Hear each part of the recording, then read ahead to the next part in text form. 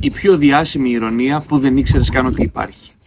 Το 1945 ο Μάρκος Βουβακάρης παίρνει τον Γιώργο Μπάτη, τον μικρό του αδερφό, και τον πιανεί στα Ροβερτάκι και φεύγουν για τη Σύρο. Ο Μάρκος είχε να πατήσει στη Σύρο το 1920 όταν άθελά του έριξε μία πέτρα στο σπίτι μιας γριάς και έφυγε νύχτα για να μην τον πιάσουν. Εκεί έφτασε στο νησί και πρωτού έπαιξε σε ένα μαγαζί στην παραλία και κάθε βράδυ ήταν γεμάτο, όπου εκεί έπαιξε για 2 μήνες. Ο Μάρκος είχε το συνήθειο όταν έπαιζε να κοιτάζει συνέχεια κάτω, μιας και όπως έλεγε ο ίδιος, όταν έβλεπε τον κόσμο τα έχανε. Σε μια στιγμή σηκώνει το βλέμμα του και βλέπει μια γυναίκα με όμορφα μαύρα μάτια. Την περιεργάζεται για λίγο και μετά ξαναπηγαίνει στο μπουζούκι του.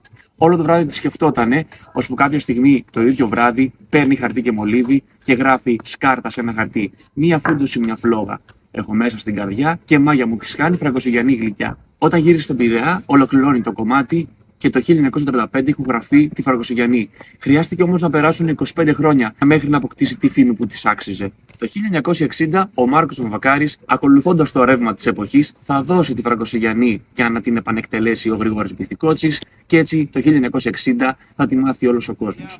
Η διπλή ηρωνία είναι ότι η κοπέλα αυτή δεν έμαθε ποτέ ότι το τραγούδι αυτό έχει γραφτεί για την ίδια, όπως και ο Μάρκος δεν έμαθε ποτέ ποια είναι αυτή η γυναίκα. Τα λέμε στο επόμενο επεισόδιο.